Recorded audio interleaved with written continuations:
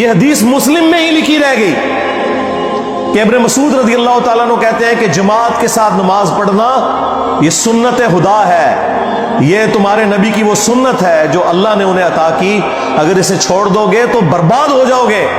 رسول اللہ کے زمانے میں اگر کوئی بیمار بھی ہوتا اور دو بندوں کے سہارے مسجد میں آ کے نماز پڑھ سکتا تو اس کی کوشش ہوتی کہ میں مسجد میں جماعت سے نماز پڑھوں، کہیں مجھے منافق نہ شمار کر لیا جائے۔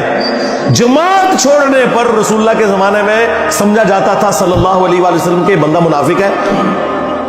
صحابہ کرام کو، اہل بیت کو کب معلوم تھا کہ ایسی امت بھی آنے والی ہے جو آپ سے بڑا عشق رسول ہونے کا دعویٰ کرے گی اور نماز ایک نہیں پڑھے گی؟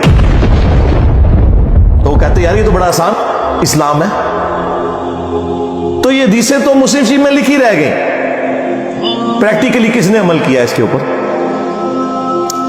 یہ حدیث ترمذی میں لکھی رہ گئی کہ ہمارا اور منافقین کا عہد نماز کی بنیاد پہ ہے، جس نے نماز چھوڑی اس نے کفر کیا۔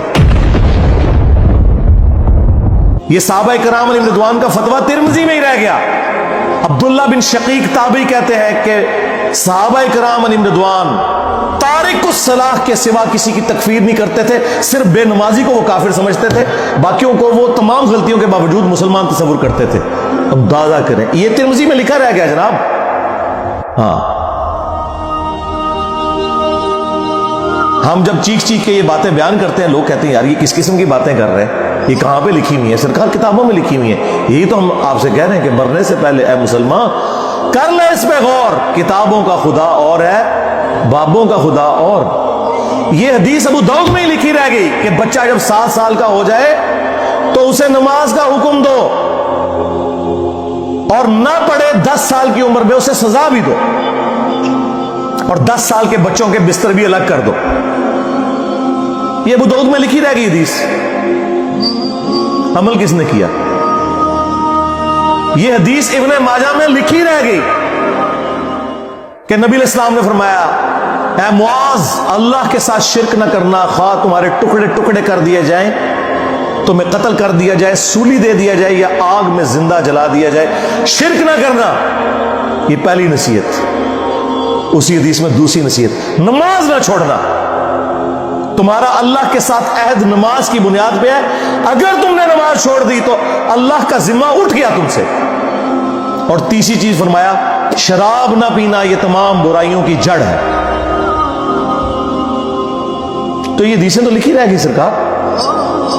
یہ حدیث مسند احمد میں ہی لکھی رہ گئی کہ نبی علیہ السلام نے فرمایا کہ نماز قیامت کے دن نمازی کے لیے دلیل، نجات اور نور ہوگی، اور جو نماز نہیں پڑھتا قیامت کے دن نہ اس کے لیے کوئی دلیل ہوگی اللہ کے حضور بچنے کی، نہ نجات اور نہ کوئی روشنی، نور جو پولیس رات سے گزرنے کے لیے قرآن میں آیا نا، وہ نور۔ اور پھر نبی السلام نے فرمایا کہ بے نمازی کا حشر اسی حدیث میں آتا ہے، فرعون، قارون اور حامان اور امیہ ابن خلف کے ساتھ ہوگا۔ ہاں جی، کچھ بھی ہے تیرے محبوب کی امت سے ہے۔ محبوب تو پہلے ہی بتا گئے کہ بے نمازی تیرا حشر تو فرعون کے ساتھ ہونا ہے، تیرا حشر قارون کے ساتھ ہونا ہے، امیہ ابن خلف کے ساتھ ہونا ہے۔